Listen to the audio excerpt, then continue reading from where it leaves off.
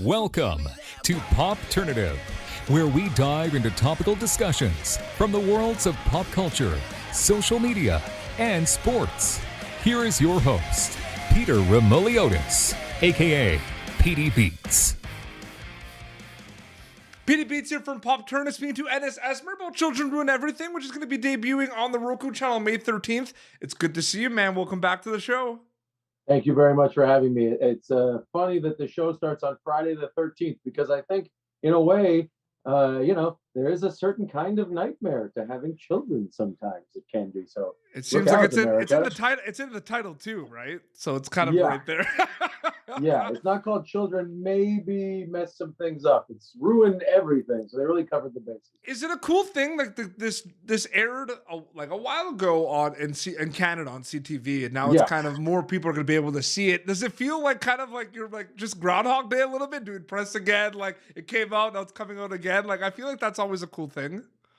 I mean, it's exciting to be able to. It's great because we already got a second season. So if it hits on Roku the way we hope it will, then I think they'll be excited to know there's more coming. Yep. And it's always fun to.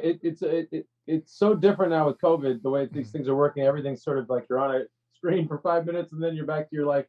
But of course it's cool. It's the coolest. Come on, I'm very excited. 100%. Anytime you can get a show, it's nice to have any. The recognition of Canadian TV coming to the States and getting bigger audiences. The precedent's been established now, so we're just hopefully going to be one in a long line of shows that is. I don't know if you remember, it was quite a bit ago when you came on Popternative. You came on the show like the first couple years I started, which is pretty crazy. Yes, I remember. Which is nuts. You were still raw. You were still swearing a lot, and children ruin everything. I mean, sports analysts ruin everything. You were on with Craig Button and Bill Kareem, and they were just kind of teasing me the whole time. I couldn't get anything right on that interview. I thought you did great. You did great. And congrats for you on all the continuing success. I mean, it's amazing. No, I really appreciate that. Really thing I wanted to ask you about this. You have worked on sitcoms before. You worked on like dramas or other things, but your character, I feel like in a lot of those shows does provide the comic relief. Whereas now you get to be kind of funny in a show where it is a comedy and a sitcom. Is that a little bit like refreshing for you a little bit? You look at Blindspot and other things where you provide comic relief, but it's not like a funny show, so to speak. Yeah. I mean, this show is a dream job, and I'm working with one of my oldest, best friends in the world, Aaron Abrams. Yep. I mean, we got to work on Blindspot together. We've done a bunch of stuff together, but this is the most purely comedic, and everyone's coming in. And, there were times on Blindspot where I'd come in hot with all these ideas and stuff, or the script would even have all these great jokes in it, and they would get cut, or someone would realize you end up watching the final edit, and it's like, oh, they had to take this whole scene out because, every week New York is under a bomb threat or the world's going to end or whatever. So it's hard to make, room for all those little jokes. But on this show, there's definitely the main focus is to make it as funny as possible. So you got the Kurt Smeaton, who is a brilliant writer. He created the show, putting all our heads together, trying to come up with funny stuff. The directors have been great.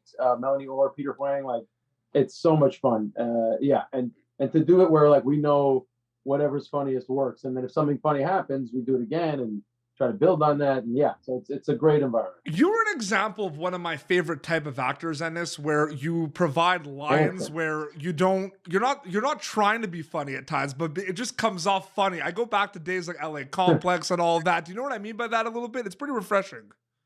Yeah, I think hey, listen, if something, I can try to be as serious as possible, and people think I sound like George Costanza. So it's kind of how it's kind of how it goes. I'm not kidding. I had to yell something on set a couple of days ago and get angry, and they're like, "It's pure Costanza." So what are you gonna do? You know what I mean? That's that's my moneymaker, I guess. So I'm happy to be a part of that. Debuting on the Roku Channel on the 13th, Friday the 13th. You mentioned it's a sitcom, a lot of laughs, everything. What are you hoping to get out of it when the audience gets to watch it specifically? I hope this is always one of those. What do I hope? I hope they get 4 hours of delightful entertainment that makes them want to watch more and contact their local broadcasters, their politicians, to get more of our show on the air. Maybe get 100 episodes, season 3. That's what I hope people get from it. The drive to put this show on the air 24/7, Monday through Sunday, nothing but children ruin everything, and that it replaces their lives with the lives we write for them and perform for them. And he's being How's serious. that? He's not trying to be funny, which is great. See, you couldn't tell on that one. Exactly. You knew what I was talking about. And this was great catching up with you. Thank you so much for coming back on the show, man. Seriously. Thanks for having me. This No was problem. great. Absolutely. Take care. Thank you. Thank you for tuning in to Popternative. Make sure to check out our past episodes of Popternative on YouTube. Be sure to like Popternative on Facebook and follow us on Twitter.